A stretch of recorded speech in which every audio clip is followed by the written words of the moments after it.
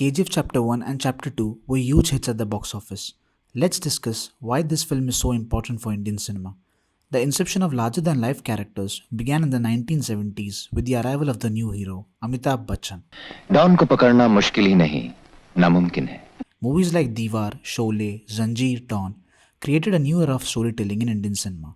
And the credit goes to the masters, Salim Khan and Javed Akhtar. The duo created some of the iconic characters on screen. The main protagonist is poor and has to face several obstacles in life, but poverty doesn't stop him. He has a goal to become powerful, and with immense perseverance, he achieves it. His mother is the most important person in his life. Sounds familiar, right? Yes, it's KGF. We have already seen such stories. But then the question is, why does this movie stands out? Let us discuss the various aspects that makes KGF great. Rocky is poor. He's suffered a lot. He wants to fulfill his mother's promise by becoming wealthy. He realizes at a very young age that he needs to earn money to get power. During Rocky's intro scene, we see his hands tied and surrounded by goons. It's the same usual stuff. The hero is going to bash everyone. But what I like the most about this scene is that director Prashant Neel played smart by creating a hype for Rocky. Pulao फिर कभी बिरयानी लेकर आ. The gangsters, Rocky's people, everyone create a hype for Rocky. And now the audience know that he is a one-man army. And this is not just with the intro scene. It's with most of the scenes in KGF. The hype created for this man carries the majority of the film and grabs the attention of the audience. It's similar to Yuvraj Singh's Six Sixes. He had a fight with Andrew Flintoff and now the audience is waiting to know what happens next.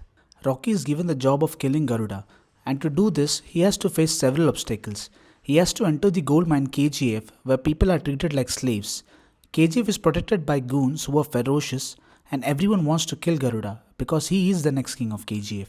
But before this, Rocky tries to assassinate Garuda but fails to do so, and he realizes the power that Garuda has over the people. I found a lot of familiarities between Prashant Neel, Lokesh Kanagaraj and Rajamouli. All three of them are masters at creating action blended with emotion.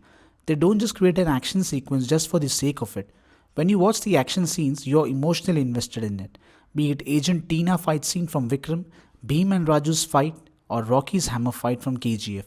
It's similar to Jackie Chan performing action comedy, with comedy being the primary emotion. Rocky's first obstacle was to enter into KGF, and it was very simple. They followed the same formula. My hero can do anything. But the most important thing is, no one should see Rocky. And how do they do it? With Rocky just covering his face with a scarf. Now this might seem very silly on paper, but it looks believable on screen. Now this is when the editing comes into picture.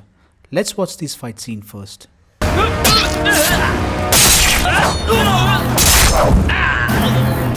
We never see Rocky and all the goons in a single frame, but we see him hitting the goons one by one in the frame, and they cut it very rapidly. This makes it more effective rather than showing Rocky hitting all of them in a single frame.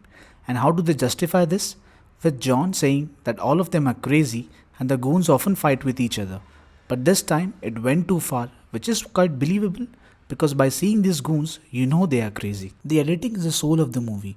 If you have seen the movie multiple times, you must have observed that there's a lot of information being bombarded, and the rapid cuts sets the tone of the movie. The office boy is introduced as the butt of the joke, and now the next task is, who's gonna serve the tea to the lady? We see him serving the tea, and that's it. They have established his character with just 2 scenes. There are so many characters, and they establish the motive of each character within few scenes.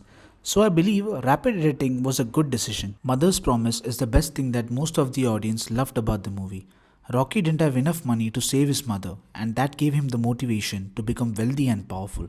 His mother was the only person who loved and cared for him, and this emotion serves as a fulcrum for the entire movie. One of the best scenes in the movie is the bun scene, where he says the biggest warrior in the world is the mother.